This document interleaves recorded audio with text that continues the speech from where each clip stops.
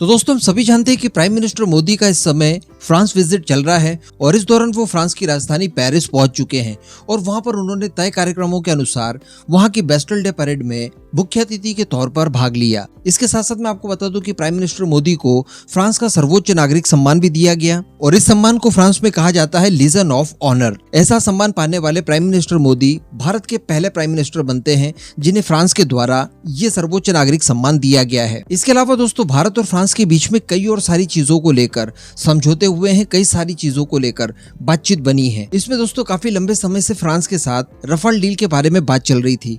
तो हम सभी जानते हैं कि फाइनली डीएसए द्वारा 26 की संख्या में रफाल एम खरीदने के लिए मंजूरी दे दी गई है और इसी के साथ साथ 3 स्कॉर्पियन क्लास के सबमरीन खरीदने के लिए भी मंजूरी दे दी गई है। अब बताया जा रहा है कि नेगोशिएशन के बाद जैसे ही रफाल डील साइन होती है उसके 36 महीनों में पहले रफाल की डिलीवरी की जाएगी फ्रांस की तरफ से और ये जो 3 साल का समय लिया जाएगा पहली डिलीवरी शुरू करने में, इससे पहले भी फ्रांस अपनी नौसेना से कुल 4 रफाल निकालकर भारतीय नौसेना को सौंपेगा और इन्हीं फ्रांसीसी रफाल के जरिए भारतीय नौसेना के पायलट्स को प्रॉपर ट्रेनिंग वगैरह दी जाएगी। इस दौरान वो टेक ऑफ लैंडिंग वगैरह और जितने भी ऑपरेशंस किए जाते हैं रफाल एम के जरिए इन सभी को लेकर अभ्यास करेगी। तो 4 रफाल पहले ही भारत आ जाएंगे और ये जो 4 पुराने रफाल फ्रांस ट्रेनिंग के पर्पज से भारत को देगा, ये डील साइन होने के 6 महीने की अवधि के बीच में दे दिए जाएंगे। तो कहने का मतलब ये डील भारत के लिए काफी ज्यादा महत्वपूर्ण तो है ही है, साथ में फ्रांस ने एक अपनेपन के साथ इस डील को आगे बढ़ाने का विचार किया है। तभी ना वो अपनी नौसेना में कार्यरत 4 रफाल हमें सौंप देगा ताकि ट्रेनिंग जल्द से जल्द हो जाए भारतीय पायलट्स की।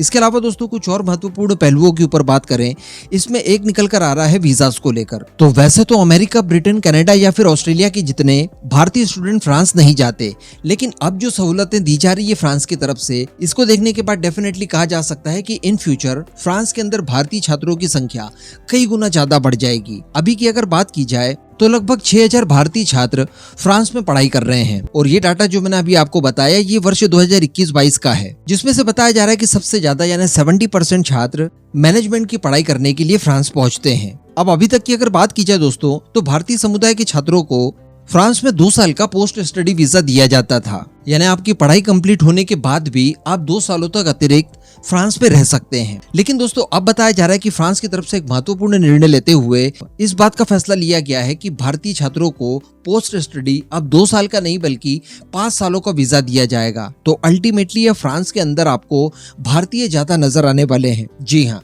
जिस हिसाब से भारत और फ्रांस के बीच में गवर्नमेंट टू रिलेशनशिप राइज हुए ही है, साथ में पब्लिक टू पब्लिक जो रिलेशनशिप है वो भी बहुत ज्यादा अच्छे हुए हैं और इसका नतीजा देखने के लिए अब मिल रहा है कि वीजा पॉलिसीज में कई सारे बदलाव किए गए हैं। इन शॉर्ट आने वाले समय में फ्रांस अपनी जरूरत की वर्कफोर्स के लिए दूसरे खराब तत्वों के ऊपर निर्भर होने के बजाय भारतीय लोगों के ऊपर निर्भर होने के विचार में यहाँ पर दिखाई दे रहा है। एक्सपर्ट्स का भी ये कहना है कि इन फ्यूचर भारतीय वर्कफोर्स एक बहुत बड़ी संख्या में फ्रांस के अंदर पहुंचेगी और वहां पर उनके काम को संभालेगी। इसके लिए ये महत्वपूर्ण निर्णय लिया गया है और पोस्ट स्टडी 5 सालों की वीजा के लिए फ्रांस मान गया है। इसके अतिरिक्त दोस्तों जो तीसरी सबसे बड़ी डेवलपमेंट निकल कर आई है वो आई है भारतीय रुपये और यूपीआई पेमेंट सिस्टम को लेकर। जी हाँ, वैसे हम सभी जानते हैं कि भारत का यूपीआई पेमेंट सिस्टम पूरी दुनिया में काफी ज्यादा पॉपुलर हो रहा है और इसी को लेकर साल 2022 में यानी पिछले साल यूपीआई की सेवा देने वाली national payment corporation of India, इन्होंने दरअसल एक समझौता साइन किया था फ्रांस के पेमेंट सिस्टम लायरा के साथ, जिसके तहत अब भारतीय यूपीआई फ्रांस में इस्तेमाल किया जा सकेगा और आप रुपये में पेमेंट कर पाएंगे। और इस बात की जानकारी खुद प्राइम मिनिस्टर मोदी ने भारतीय समुदाय को संबोधित करते हुए पेरिस के अंदर कही कि इसकी शुरुआत एफिल टावर से की जाएगी और अल्टीमेटली जो भी भारतीय लोग फ्रांस में इस समय हैं वो यूपीआई पेमेंट सिस्टम का इस्तेमाल कर पाएंगे। वैसे लोकल फ्रांसीसी लोग भी कर पाएंगे। अल्टीमेटली दोनों देशों के पेमेंट सिस्टम के बीच में समझौता हो चुका है, जैसा कुछ ही दिन पहले हम लोगों ने सिंगापुर के पेमेंट सिस्टम के साथ किया। तो ये भी काफी बड़ी डेवलपमेंट है। इससे भी भारतीय रुपये को इंटरनेशनल पहचान दिलाने में बहुत ज्यादा मदद मिलेगी। इसके साथ साथ दोस्तों बताया जा रहा है कि प्राइम मिनिस्टर मोदी ने फ्रांस पहुंचने से पहले ही फ्रांस के ऊपर यूएनएससी में भारत की स्थायी सदस्यता और वीटो पावर के लिए एक तरह का प्रेशर डालने की कोशिश की है। वैसे तो फ्रांस भारत के यूएनएससी में स्थायी सदस्यता के लिए प्रतिबद्ध है, कई बार वो कह चुके हैं। इवन फ्रांस ही नहीं बल्कि रशिया, अमेरिका और ब्रिटेन जैसे देश भी भारत की सदस्यता को सुनिश्चित करने के लिए प्रतिबद्धता दिखा चुके हैं, केवल एक चाइना को छोड़ दिया जाए तो।